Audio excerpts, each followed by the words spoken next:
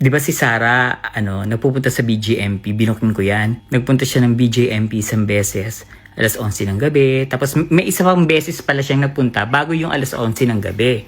Ang BJMP po ay yung BJMP Camp Bagong Diwa. Kulungan po siya at ang mga nakakulong doon yung mga high-profile criminals. Nandun din po si Tebes. Nandun din si Ka Angel ng Iglesia ni Cristo.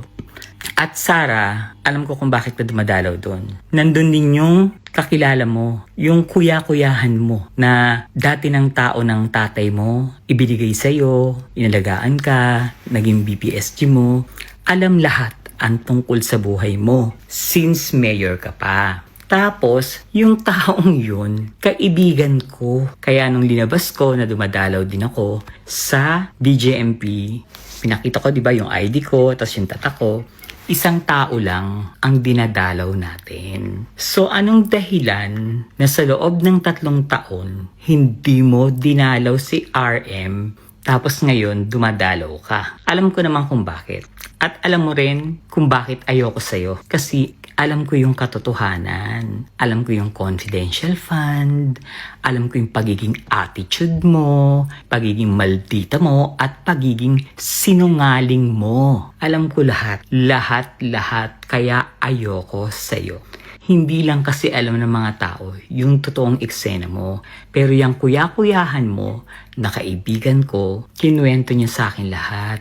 Alam ko ang mga katarantaduhang ginagawa nyo. Kaya consistent ako na ayoko sa inyo. Pinagsisisihan ko na sinuportahan ko ang si Duterte. Pero ikaw hindi kita sinuportahan. Kilala na kita. Diyos ko. Excuse me po. Dumadalaw ka sa BJMP dahil chinecheck mo na baka may gumamit dun sa kuya-kuyahan mo. Na baka mamaya wala na dun, di ba? Dahil yun yung nakakaalam ng lahat ng totoo. Kung ano, ang confidential fund, intelligence fund, ang Mary Grace Piaros, ang pagnanakaw nyo, ang pagpapapatay nyo, lahat-lahat. At dun siya nakakulong pero hindi siya pwedeng patayin doon. Pag nasa BJMP ka, hindi ka pwedeng patayin. At pag pinatay si RM, ikaw ang mananagot. Pumunta ka doon, ito po ang eksena niya ha. Pumunta siya doon, kinausap niya yung warden. Ang sabi niya is, magpapaproject siya. Dahil daw mga PDL nga, nakakulong nga naman, inaantok na ako. Nakakulong na nga naman, ibigay daw yung mga pangalan ng mga anak at siya raw ang tutulong sa pagpapaaral. Sinabi niya yun, hindi sa harap ng lahat sinabi niya yun sa warden. So etong warden, pinatawag isa-isa yung mga nakakulong dun sa Annex 2, kung saan nakakulong yung kuya-kuyahan niyang yun na tumulong sa kanya ng eleksyon, na kaibigan ko. Kinuha niya yung mga pangalan ng mga anak, tapos pangalan ng asawa saan nakatira. Malakas ang pang-amoy nung kaibigan ko na kay Sarah yun. Hindi siya nagbigay ng pangalan. Hindi niya binigay yung pangalan ng mga anak niya at ng asawa niya at kung saan nakatira. Kasi alam ng ng kaibigan ko yung gagawin ni Sarah. Pakikidnap niya yung mga bata, papapatay niya para hindi magsalita si Caramil. Ayan, sinabi ko na Caramil, si RM, na tungkol sa kanya. Chinecheck niya lang kung nandun pa yung kaibigan ko.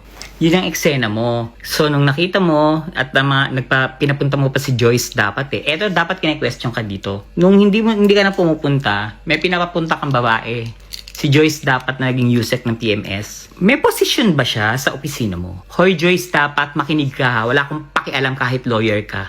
Anong position mo dun sa sa OVP? At bakit nagpupunta ka dun sa Camp BJMP, dun sa kaibigan ko? Hindi ka niya lawyer para pumunta ka dun at wala kang pinaglolawyeran dun. Joyce, dapat. Kilala kita. Alam ko yung pinlanan niyo kay BBM. Alam ko. At kaibigan mo yon, si Caramil. BFF kayo nila Sarah. Si Kirara, si Monsayak, di ba? Yung mga taga-Baste. Kasi yung kaibigan ko na yan, graduate din sa Baste. Kabarkada nyo. Nagginago nyo.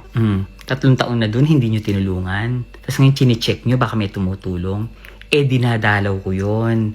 Marami na kaming napagkwentuhan. Nasa akin lahat. Wala kayong pwedeng gawin sa kanya. Wala rin kayong pwedeng gawin sa akin dahil inaibigay ko na rin sa iba. Alam ko lahat ng katarantaduhan ng OBP.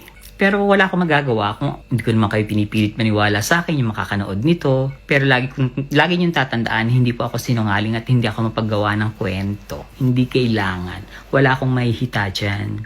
Magsasabi ako ng totoo para sa tao, para makaiwas sila sa inyo. Diba? Doon sa mga fan ng mga Duterte, go lang, Diyos ko.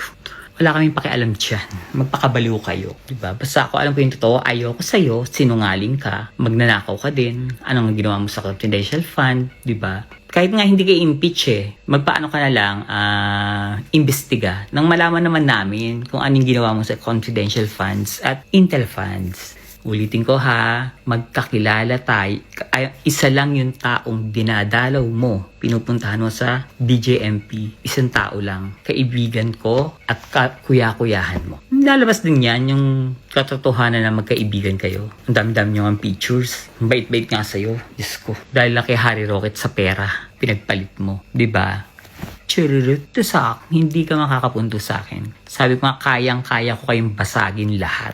Lahat kayo, kaya kong basagin. Maski yan si Gutesa, kayang-kaya kong basagin yan. Tao mo yan. Huwag kayong umarte, tao mong bobo na INC na hindi nagbabasa ng tamang script. Tapos bobo pa yung gumawa ng script, si Mike Defensor. Bobo pa yung lawyer, sinungaling pa si Marcoleta. O siya, Sara, baka sa susunod magkita tayo sa BJMP, ha? Pumasok ka, huwag kang pasilip-silip lang. Chururut to sakbe. Ang lakas ng loob niyong umupo talaga sa pagiging presidente, mga kriminal naman kayo. Hindi na kayo nahiya. Diyos ko, patawarin niyo po sila kahit ng mga kasalanan ginawa kasi po sila yung mga siraulo at bobo at hindi ko chururut to sakbe.